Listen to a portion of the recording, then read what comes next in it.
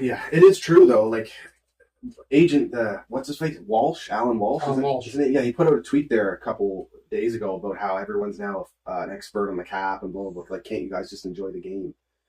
And I get that to a point, but I mean, I like watching a GM build his squad. I like watching them, manage a cap and all that stuff. But at the same time, there's so much, especially now that we're sitting here talking about it. You know what I mean?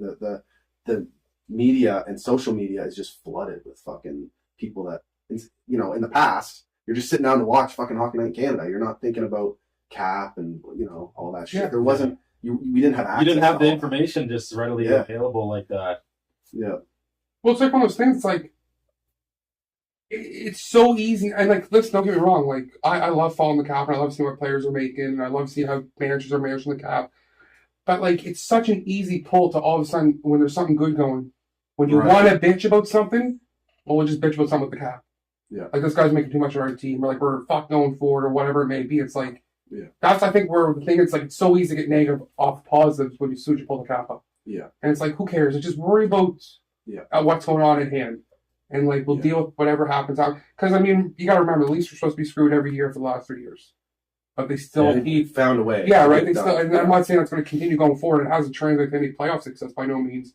But, like, this whole thing, it's like, just relax. Like, just watch the games and see what happens. Yeah. Like, you don't know. You can find a guy in the third round 2 years from now.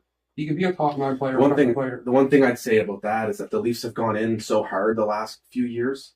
And the results are the results. That's, even if they got to the third round and then didn't win the cup, unless they won it, what they've done hasn't been worth it. You know what I mean? So, like, the last 3 years, they've given up fucking pick after pick and prospects here and there, and and at some point you're not going to have those assets to keep finding a way to compete. It'll catch up with that.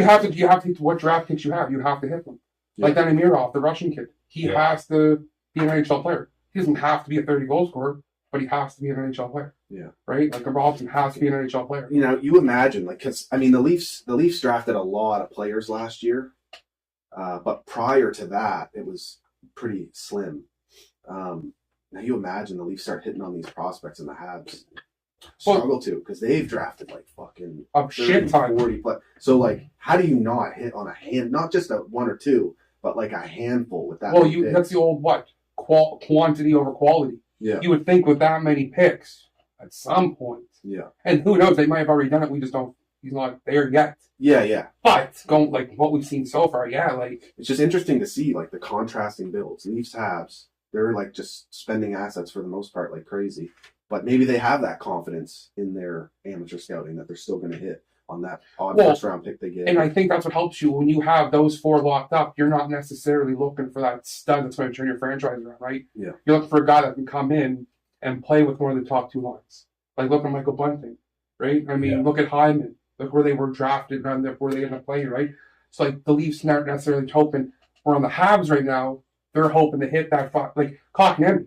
He'd be a perfect third-line player for Maple Leafs. Like, the Maple Leafs would draft him or something. He'd be perfect for the Maple Leafs. But Montreal, because they need that guy who's going to be a guy.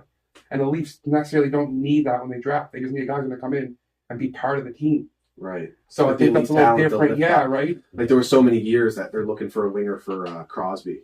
Mm-hmm. The amount that went through there, and every single one of them managed to have a successful season regardless. Well, I mean, look at guys like Kunitz. You could draft a player like Kunitz in the 4th or 5th round. You draft a guy like a Pascal Dupuis. Like, those guys weren't going to be top first round. But look, you plug a guy who with that skill set with Sid, right? And at least they don't have Sidney Crosby, but you don't got to hit that high guy to play with those guys, right? Yeah. So I think that's one thing that helps them. And that is one of the common trends now is a lot of teams kind of like have pairs. It's not like a big line. You have 2 guys and then maybe a guy who's good at digging for pucks and stuff like that. Somebody you can just fit in and play a role. Yeah. So, you can come up with those kind of guys. Essentially, like you want to, for example, maybe lock up 2 elite superstars per line. And then plug the holes around that. Talking about forwards, 2 or 3, you know what I mean? Oh, exactly. Top 6, and then plug around it. Yeah, and then just find good bottom 6 guys, or even those guys are drafted, right? Just solid players. Yeah. Now, before we move on from the Leafs side, I don't want to brush over it. Jack Campbell has been a stud. Oh, listen, I'll tell you now, because like, I love the guy just because of personality. Like, I cannot get enough of Jack Campbell interviews. I cannot get enough of Jack Campbell content whenever it's posted. I just can't get nothing. But I mean, obviously, as a Leafs fan, it was hard to be like, "Oh yeah, we got our goalie going forward. We got our goal." I was a little nervous coming to the series and like with the goaltending situation, right? Yeah, I'm proven, right? Yeah, exactly, right. I mean, still I'm proven because it's very early true in the season. But I mean, you gotta love the return so far. Like last night, that 10-minute sequence in the third period when he saw 2 breakaways, a shot in the slot, and the crowd absolutely loves him. So yeah, it's because he beginning of the year, like there was some sketchy goals he was giving up. And even last night, the first goal was kind of weak on him. But yeah, like I love the guy. I cannot get enough of him. And you just love seeing people with that personality, that mindset, who's so beloved by everybody, not just his own teammates, but former teammates. You love seeing guys like that have success. Oh yeah, he's just a cool. Yeah, I could never.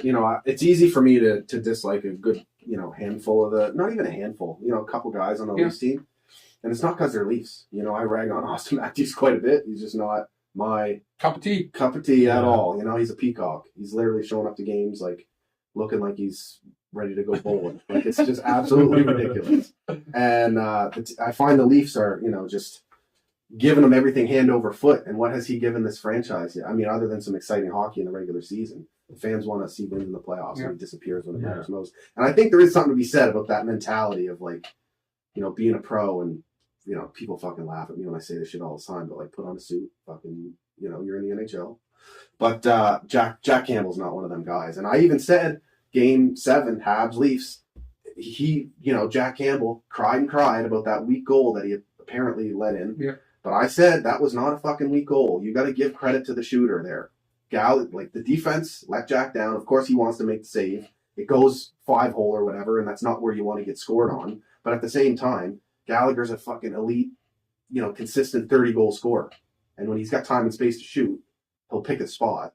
So I felt bad for him there. He's a good goalie, and I'm secretly cheering for him to, truly be a number one and price himself out of Toronto. And but also secretly cheering for Mitch Marner as well, because the guy is a hometown Ontario guy. For Matthews to get very little criticism, almost none, and for Marner to get all of it, that just irks me, man. So to see him start to get his game back, I'm happy. I see, because I think the thing is when you watch them, I think the only reason Marner gets more hate is because when you literally sit there and watch the games, and a lot of creativity guys are going to get a little hate because they're so creative that they're going to try things that there's going to be turnovers. Sometimes things aren't going to work. Yeah.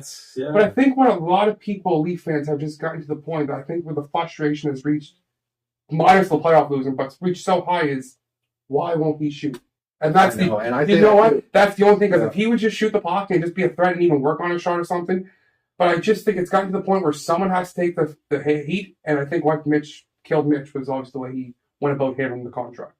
And his dad being involved in it and all that stuff. That's the only difference. I mean, that's what's going to happen when you play in big markets. Yankee fans are going to hate on players. Cowboy fans are going to hate on players. It's just that's the way it is, right? Yeah, and you gotta get over it.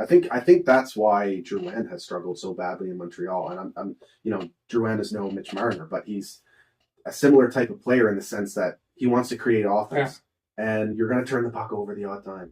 But in Montreal, you're under the microscope, so like every little turnover, even if it doesn't amount to anything going the other way, it's like, oh fuck, there's another fucking play where Drouin just tries to skate into 3 people. But it's like that's what he's here to do.